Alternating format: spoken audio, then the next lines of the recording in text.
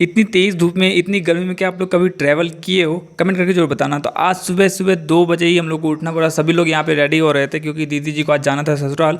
सब लोग उसी को तैयार वगैरह कर रहे थे, सामान वगैरह पैक कर रहे थे और सब लोग बहुत उदास थे घर में। सब लोग यहाँ पे, किसी के चेहरे पर आपको स्माइल दिख रही है? कोई भी खुश नहीं दिख रहा क्योंकि दीदी आज 1 साल रह के यहाँ से जा रही है, तो काफ़ी लंबा टाइम होता है। फाइनली पापा जी यहाँ पे ऑटो वगैरह लेके आते हैं और दीदी का यहाँ पे जाने का टाइम हो जाता है। मम्मी लोग यहाँ पे इनकी विदाई का तैयारी करती है और दीदी यहाँ पे रोती बहुत है। मतलब अपने माँ बाप से भाई अलग होना, मतलब किसी के अंदर जो है ना उतनी हिम्मत चाहिए होती है कि अपने माँ बाप से अलग रहने की।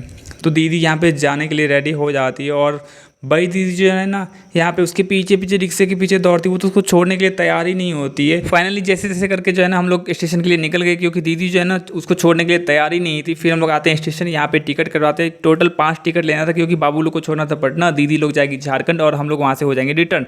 तो यहाँ पे जैसे स्टेशन आते हैं तो सारा सामान वगैरह इकट्ठा करके एक जगह रख देते हैं और फिर ट्रेन का वेट कर रहे होते हैं। ट्रेन को आने में भी काफ़ी टाइम था तो हम लोग यहाँ पे वेट कर रहे थे। और भाई अभी दी को देखो, यानी इतनी उदास है ना। सामान देखो कितना ज़्यादा है। मेरा तो सबसे ज़्यादा सामान देख के हालत ख़राब है। इतना सारा सामान उतारना, फिर चढ़ाना, गाड़ी में वापस रखना, मेरा हालत ख़राब होने वाला। और ये लोग स्टेशन पे ही शुरू हो गए। भूख इतनी तेज़ इन लोगों को लग गई ना, कुरकुरे का पैकेट यहीं पे एकदम फाड़ के बराबर कर दिए। और फिर फाइनली थोड़ी देर के बाद हम लोग की ट्रेन आ जाती है। ठीक है, तो हम लोग यहाँ पे ट्रेन में बैठने के लिए वेट कर रहे होते हैं और पापा जी भी यहाँ पे आ चुके हैं। मैं पहले इन लोगों को मना करके रखा था, आप लोग मत आना, आप लोगों को देखेगी तो ये और रोएगी, लेकिन ये लोग रुके नहीं और आ गए। फिर सारा सामान हम लोगों ने यहाँ पे ट्रेन के अंदर रखा अपनी सीट पे। और भाई सामान देख सकते हो कितना भारी है, लगेज काफ़ी ज़्यादा हो गया था। और लॉन्ग ट्रैवल आप करो ना तो लगेज ज़्यादा मत लेके जाओ, नहीं तो बहुत प्रॉब्लम होती है। फिर पापा जी ने फाइनली हमारी हेल्प करी यहाँ पे क्योंकि सामान बहुत ज़्यादा आप लोग देख रहे हो यहाँ पे। तो जैसे जैसे करके फिर हम लोगों ने यहाँ पे सामान को एडजस्ट करा ट्रेन में। और ट्रेन में जैसे एडजस्ट करा ना उसके बाद जाके थोड़ा सा मेरे दम में दम आया। फिर थोड़ी देर सभी फैमिली वाले यहाँ पे बैठ के बात कर रहे थे क्योंकि अब जो यहाँ से ये लोग बिछड़ेंगे तो फिर पता नहीं कब मिलेंगे, कोई ठीक नहीं है। 1 साल, 2 साल, 3 साल। तो फाइनली सब लोग यहाँ पे बैठ के बात कर रहे थे। बात करते करते फाइनली हमारे ट्रेन का टाइम हो जाता है और किट्टू जो है यहाँ पे रो रही होती है क्योंकि मानस जो है ना इससे बहुत लड़ाई करता है। ये दोनों भाई बहनों में बहुत ज़्यादा लड़ाई होता है।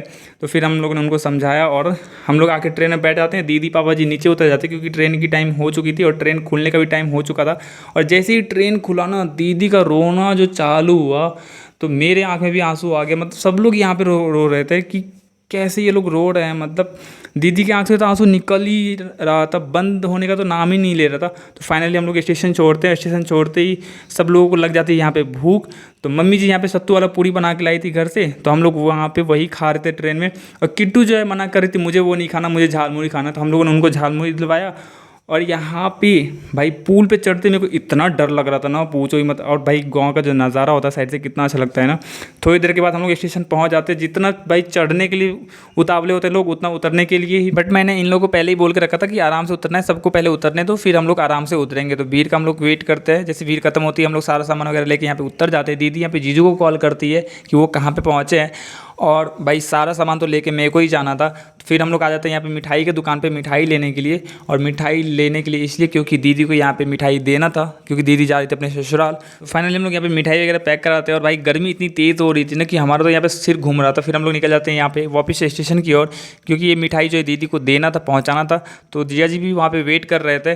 तो जैसे ही हम लोग स्टेशन पहुँचते हैं ना दीदी यहाँ पे गाड़ी के पास आती है और मम्मी जी उनको पकड़ के बहुत रोती क्योंकि अब ये लोग कब मिलेंगे कोई गारंटी नहीं है।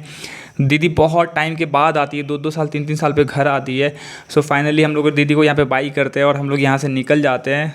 भाई सब लोग बहुत उदास थे, मैं मम्मी बहुत अंदर से सैड थे। फाइनली उनको बाई करके हम लोग वापस स्टेशन की ओर निकल जाते हैं अपना ट्रेन पकड़ने के लिए। और भाई मिथिला पेंटिंग क्या मस्त लग रहा है ना पटना जंक्शन पे।